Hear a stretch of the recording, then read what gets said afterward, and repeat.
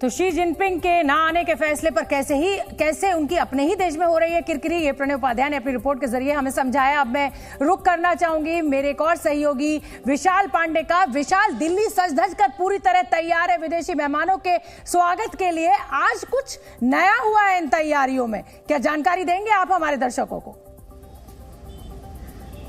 देखिए शोभना जी, बिल्कुल दिल्ली पूरी तरह से G20 के लिए तैयार हो चुकी है। जगह जगह एयरपोर्ट से लेकर कन्वेंशन सेंटर तक, और साथ ही वो भारत मंडपम जो कि जिस पर पूरी दुनिया की नज़र रहने वाली है, वो पूरी तरह से सजकर तैयार है। इंडिया गेट का जो सर्किल है या फिर एयरपोर्ट से होटल या होटल से भारत मंडपम, आपको ये दिल्ली पूरी तरह से बदली हुई नजर आएगी। लेकिन अगर हम भारत मंडपम की बात करें तो भारत मंडपम की दीवारों पर कल्चर कॉरिडोर के माध्यम से भारत का स्वर्णिम इतिहास बताया जाएगा। तो भारत की सांस्कृतिक झलक भी दुनिया यहां से देख पाएगी। और खास बात यह भी है कि जो विदेशी मेहमान आ रहे हैं उनको खाना परोसने के लिए कुछ खास बर्तन भी यहां पर मंगवाए गए हैं। देखते हैं इस रिपोर्ट में।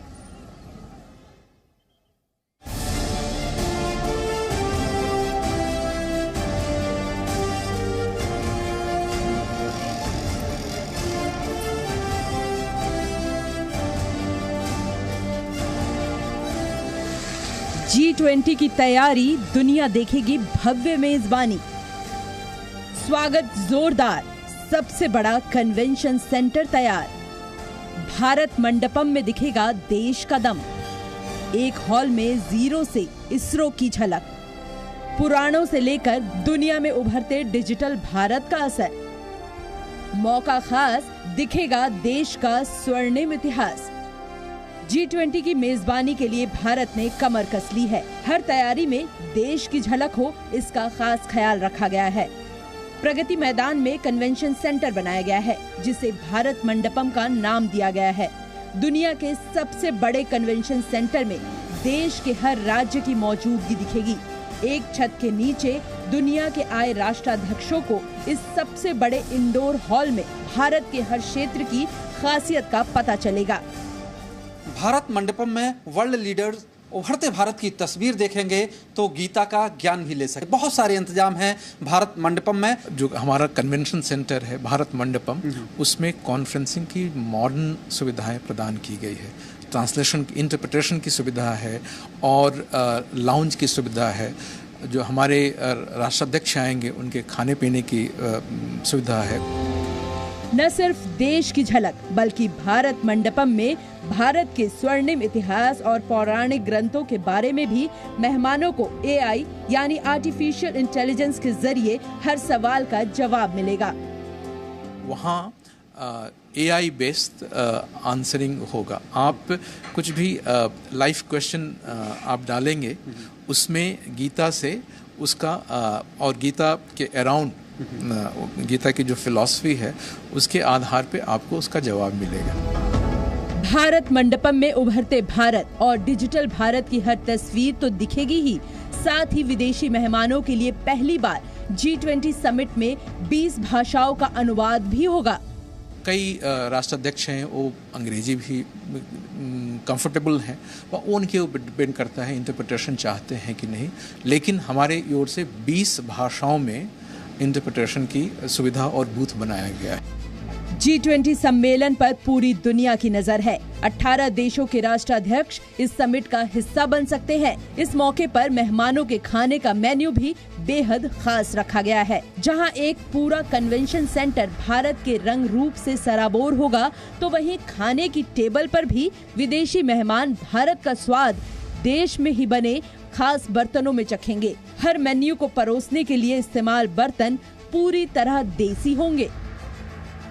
बड़ा पल है भारत के लिए। G20 समिट हो रहा है दिल्ली में, और आपको बता दें कि पूरे देश में इसको लेके काफी उत्साह है। और आपको बता दें कि इस बार भी राजस्थान का परिवार है जो ये कह रहा है कि पधारो हमारे देश। यानी खाना तो देसी होगा ही, कटलरी में भी वोकल फॉर लोकल की झलक दिखेगी। मेहमानों के लिए नाश्ते से लेकर डिनर तक इस्तेमाल क्रॉकरी खास डिजाइन की गई है। राजस्थान के क्रॉकरी डिजाइनर ने G20 के मेहमानों के लिए क्या तैयारी की है, सुनिए। करीब 200 लोगों ने इसमें काम करा है, और जिसमें हाथ का काम काफ़ी था। जैसे आप देख सकते हैं, ये देख रहे हैं आप, ये नक्काशी देख रहे हैं, जो ये भी आने वाले दिनों में ये प्लेट यूज़ करी जाएगी, इसे शो प्लेट कहते हैं। इसमें अशोक चिन्ह लगा हुआ है, ये प्लेट है, इसमें भी हाथ के नक्काशी करी गई है, जो कि अलग अलग विभिन्न राज्यों से हमने ये कारीगर वगैरह जो अपने यहाँ बुलाए। इंडियन ट्रेडिशन को ज़्यादा हमने बढ़ावा दिया है। G20 समिट के लिए कई देशों के दिग्गज जुटेंगे।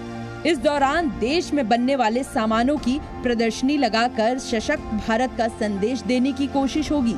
इसलिए भारत की आजादी के संघर्ष का प्रतीक महात्मा गांधी का चरखा भी यहाँ लाया गया है। इस दौरान मेहमान इसे चलाने के गुर भी सीख सकेंगे। बापू का चरखा और बापू के संदेशों के साथ ये चरखा भारत मंडपम जाएगा।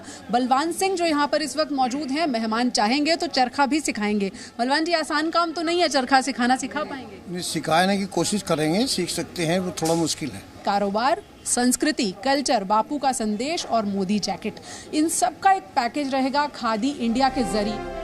मंडपम में G20 देशों के आए मेहमान जब बैठक के लिए यहाँ पहुँचेंगे तो उस समय उनके पास खरीदारी का भी विकल्प होगा।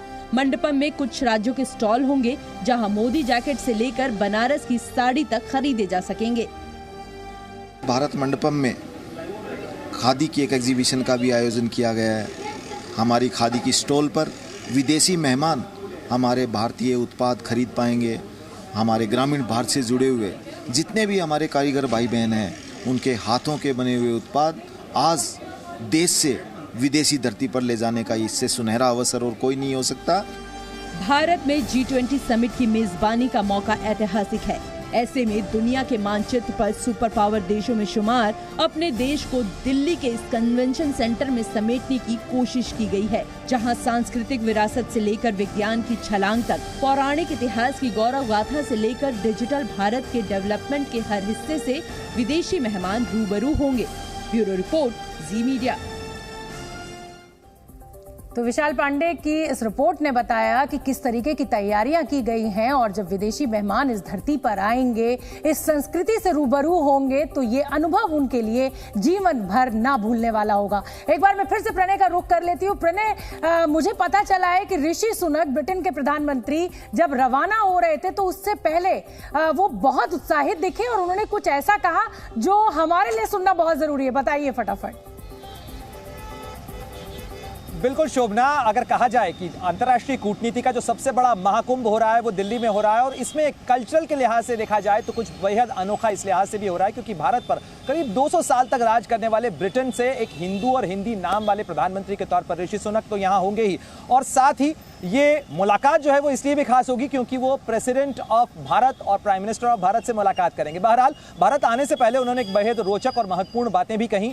प्रधानमंत्री ऋषि सुनक ने कहा कि वो भारत जाने को लेकर बेहद उत्साहित हैं। भारत अगले कुछ सालों के अंदर दुनिया की तीसरी सबसे बड़ी अर्थव्यवस्था होगा। साथ ही उन्होंने कहा कि खालिस्तानी तत्वों को लेकर जिस तरीके की चिंताएं भारत की हैं उसको लेकर ब्रिटेन पूरी तरह से वाकिफ है और इसीलिए ब्रिटेन और ब्रिटेन की पूरी पुलिस और पूरा उसका सुरक्षा तंत्र जो है वो भारत के साथ मिलकर इस पर कार्रवाई कर रहा है क्योंकि इस तरीके के अलगाववादी और हिंसा फैलाने वाले तत्वों के लिए किसी तरीके की कोई जगह नहीं हो सकती। इतना ही नहीं शोभना, उन्होंने अपने हिंदू नाम, अपनी हिंदू परिचय को लेकर भी कहा कि मैं बहुत गौरवान्वित हूं इस चीज को लेकर। उन्होंने अपनी पत्नी, अपने भारत से रिश्तों और अपनी जड़ों को लेकर भी कहा कि मैं इस पर भी गर्व महसूस करता हूं और यह बेहद अनोखा क्षण इसलिए भी है क्योंकि यह ब्रिटेन के लिए साझेदारी के लिहाज से एक बेहद महत्वपूर्ण क्षण है क्योंकि भारत दुनिया की तेज रफ्तार बढ़ती हुई अर्थव्यवस्था है। G20 में भारत ने जिस तरीके का नेतृत्व दिया है उसको लेकर ब्रिटेन न केवल शुभकामनाएं देता है बल्कि आगे तक इस मामले को, इस मोमेंटम को बढ़ाए रखने के लिए भी सहयोग देना चाहता है ताकि भारत और ब्रिटेन की ये दोस्ती केवल दोनों देशों के लिए नहीं बल्कि दुनिया के लिए भी